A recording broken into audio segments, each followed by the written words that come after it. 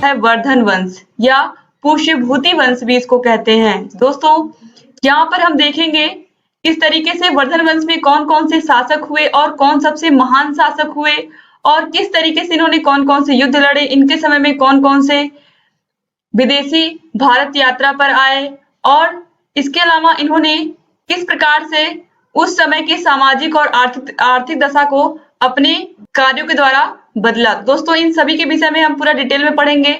अगर आपने मौर्य वंश और गुप्त वंश के विषय में नहीं पढ़ा है अभी, तो उसका लिंक मैं डिस्क्रिप्शन बॉक्स में आपको दे देती हूँ।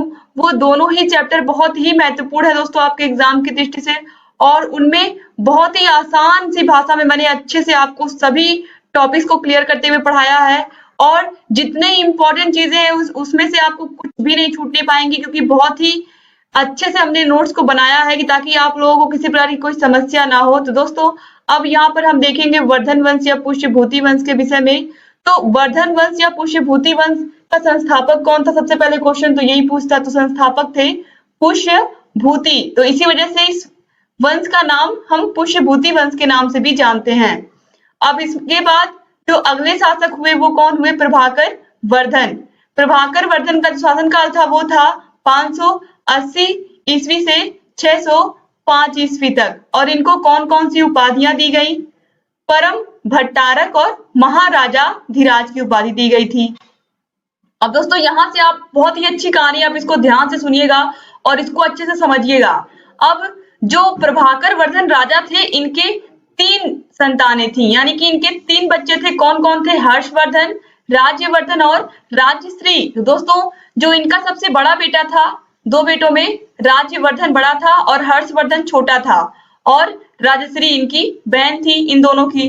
तो इन तीनों भाई बहनों में किस तरीके से क्या होता है और कैसे ये लोग शासक बनते हैं और कैसे किसकी हत्या कर दी जाती है, इन सभी के विषय में आप लोगों को समझना चाहिए। अगर एक बार आप समझ लोगे अच्छे से तो आप बहुत आसानी से पूरे वर्धन वंश को पढ़ लोगे, क्योंकि वर्धन वंश में एक ही राजा हुए हैं, वो है हर्षवर्धन, और इन्हीं के विषय में आपको केवल पढ़ना है। तो आप लोग समझते जाइए कि कहानी में क्या है। अब देखिए, चूंकि अब बड़ा बेटा ही शासक बनता है, आप सभी को पता है कि अगर पिता की मृत्यु होती है तो जो बड़ा बेटा होता है उसी को राजा बनाया जाता है। तो यहाँ पर भी जब प्रभाकर वर्धन की मृत्यु होती है तो उसके बाद जो बड़े बेटे होते हैं राज्यवर्धन, उनको सत्ता मिलती है, यानी कि उनको राजा बनाया जाता है। तो इसमें क्या होता है, देखिए राज्यवर्धन ने क्या किया था, इसने मालव राज देवगुप्त को पराजित कर मार डाला था।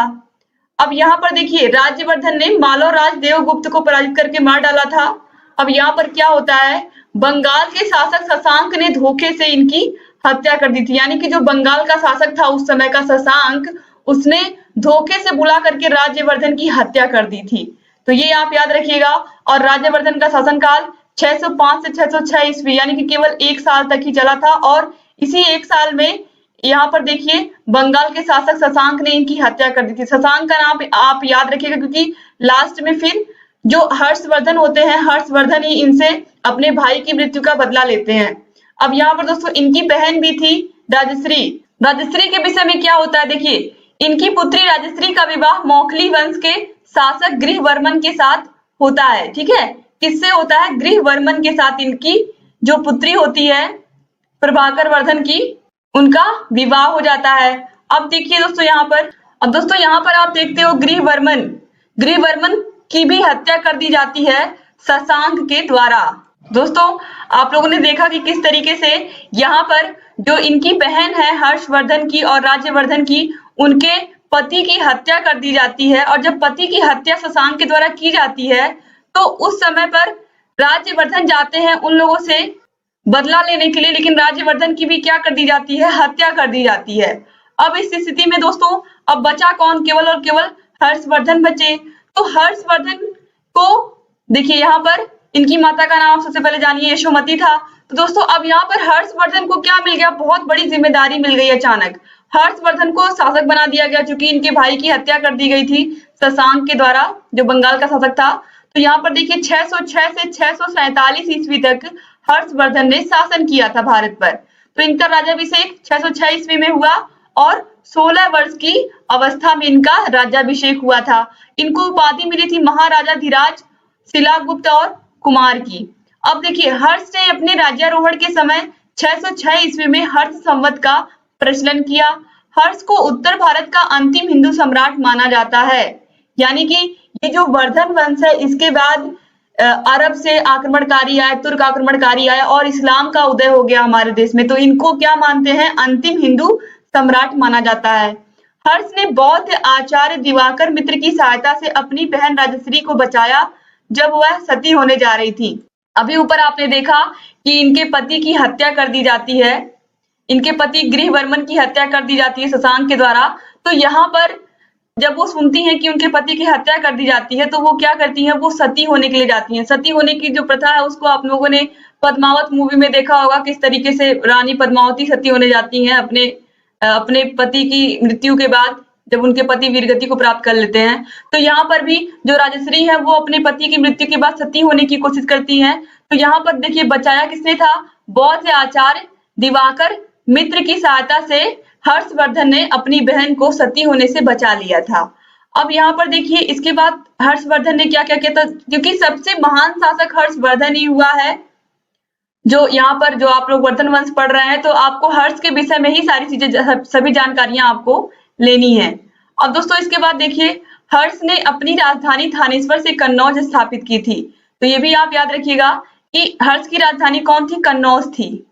हर्ष ने बंगाल के शासक शशांक को पराजित कर मार डाला था। शशांक को क्यों मार डाला था, क्योंकि शशांक ने ही इनके भाई राज्यवर्धन की भी हत्या कर दी थी और शशांक ने ही इनके जीजा यानी कि कौन, गृहवर्मन की भी हत्या कर दी थी। तो इससे तो बदला उनको लेना ही लेना था। तो इन्होंने क्या किया था, इसको पराजित किया था युद्ध में और उसको मार डाला था। आखिरकार उन्होंने अपनी बहन और अपने भाई दोनों का बदला ले लिया था, जो बंगाल का शासक था शशांक उससे। अब देखिए चालुक्य वंश के शासक पुलकेशिन द्वितीय ने नर्मदा के किनारे हर्ष को पराजित कर हर्ष का विजय अभियान रोक दिया। इस विजय के उपरांत पुलकेशिन द्वितीय ने दक्षिणापतनाथ की उपाधि धारण की। चीनी यात्री ह्वेनसांग हर्ष के समय में भारत आया। अब ये बहुत ही महत्वपूर्ण पॉइंट है कि ह्वेनसांग किसके शासनकाल में भारत आया और ये किस देश का था, तो ये चीनी यात्री था। और ह्वेनसांग जो भारत में आया था इसका बहुत ही अधिक प्रभाव पड़ा था हर्षवर्धन पर। और दोस्तों यहाँ पर बहुत सारी कंफ्यूजन हो गई होगी आपको, मौर्य काल में आपने देखा था मेगास्थनीज आया था, तो म से मौर्य, म से मेगास्थनीज। उसके बाद फिर आता है गुप्त वंश, गुप्त वंश में आता है फाह्यान।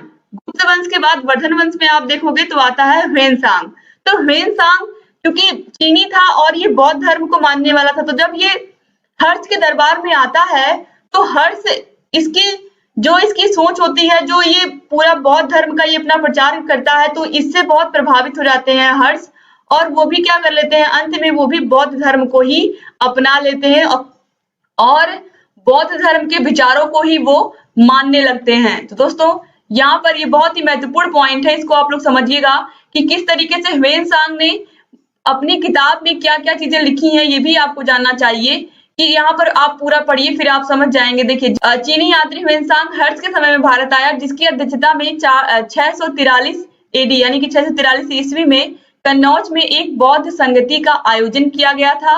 ह्वेनसांग ने सी यू की नामक पुस्तक की रचना की थी। ये आप याद रखिएगा कि सी यू की, क्योंकि ये बौद्ध धर्म को मानता था, चीनी यात्री था, तो इसने चीनी भाषा में ही सी यू की नामक पुस्तक लिखी थी और इसे यात्रियों में राजकुमार कहा जाता है, ये भी आप याद रखिएगा। इसके अलावा दोस्तों इसे नीति का पंडित भी माना जाता है और यात्रियों में राजकुमार, ये भी इसको उपाधि दी गई थी। दोस्तों ये भी आप याद रखिएगा। इसके अलावा दोस्तों यहाँ पर देखिए जो बाण भट्ट थे वो भी हर्ष के समय में ही हर्ष ने इनको आश्रय दिया था अपनी राजमहल में, यानी कि जो हर्ष था वो विद्वानों का बहुत ही सम्मान करता था और विद्वानों का आश्रय दाता था। उसने भारतीय साहित्य तथा विद्वानों से बहुत ही प्रेम रखा और बाण भट्ट और मयूर जैसे महान विद्वानों को अपनी राज्यसभा में सुशोभित किया। तो दोस्तों आप देख सकते हैं कि बाण भट्ट ने कौन कौन सी रचनाएं की थी, हर्षचरित और कादम्बरी। तो ये देखिए हर्ष, क्योंकि हर्षवर्धन के विषय में इन्होंने लिखा, हर्षचरित में, कादम्बरी में भी। तो यहाँ पर आप देखिए इन पुस्तकों की बाण भट्ट ने रचना की थी। तो बाण भट्ट किसके शासनकाल में कवि थे, विद्वान थे, ये आप याद रखिएगा, हर्ष के शासनकाल में।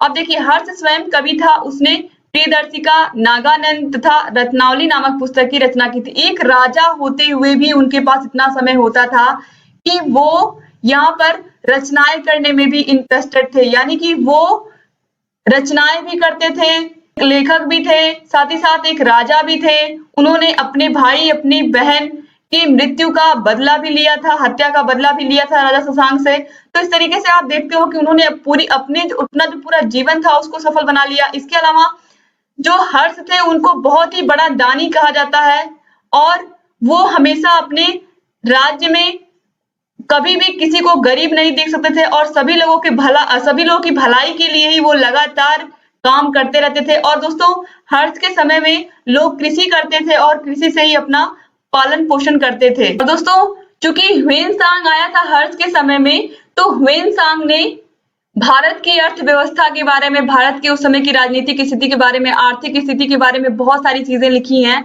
अपनी पुस्तक सी यू की में। यहाँ पर इन्होंने ये भी बताया है कि जो भारत का समाज था वो 4 वर्गों में बटा हुआ था, ब्राह्मण, क्षत्रिय, वैश्य और शूद्र में बटा हुआ था, और किस तरीके से सभी धर्मों को समान रूप से हर्ष के शासनकाल में देखा जाता था। दोस्तों, यहाँ पर एक बहुत ही अच्छी चीज बताई गई है कि जो हर्ष का शासनकाल था उसमें कोई भी धर्म हो, सभी धर्म को बहुत ही आदर की दृष्टि से, सभी वर्णों को बहुत ही आदर की दृष्टि से देखा जाता था और सभी धर्मों का सम्मान किया जाता था। तो इस तरीके से आज आपने पूरा हर्षवर्धन के विषय में पढ़ा और किस तरीके से हर्षवर्धन एक योग्य शासक था और उसने कौन कौन से काम किए और किसको किसको उसने आश्रय दिया। और यहाँ पर दोस्तों आप याद रखिएगा कि शिलागुप्त की उपाधि, महाराजा धीराज और शिलागुप्त और साथ ही साथ कुमार की भी उपाधि इनको मिली थी। तो कभी कभी एग्जाम में पूछ लेता है।